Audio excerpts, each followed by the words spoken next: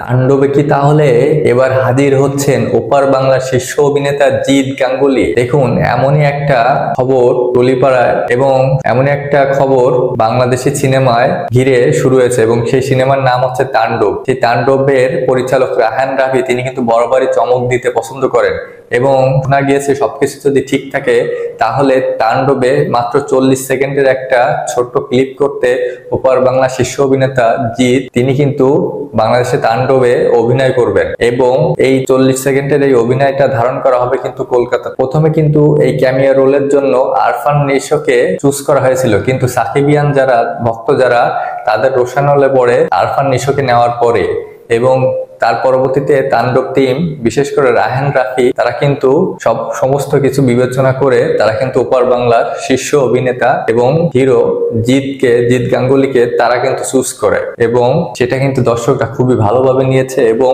সেটা কিন্তু দেখার জন্য উদ্গ্রীব হয়ে আছে। এখনো সবকিছু যেভাবে কথা এগোচ্ছে সেভাবেই থাকে যদি, তাহলে অবশ্যই দেখা যাবে জিৎকে তাণ্ডব মুভিতে। এই জিনিসটা আরো বেশি করে ফাইনাল হবে এই টিজার প্রকাশ করার পর। অফিসিয়াল টিজার ট্রেলার প্রকাশ করবে কিছুদিন পরে, সেখানে কিন্তু আসল খেলা বোঝা যাবে যে কে কোন রোলে এবং ক্যামিও চরিত্রে আসলেই কি জিৎ থাকতেছে কি থাকতেছে না। তবে যতটুকু নিউজ পাওয়া গেছে যে জিতের থাকার সম্ভাবনা অনেক বেশি তাণ্ডবে। তো দেখা যাক রায়হান রাফি আর কি চমক দেয় আমাদের।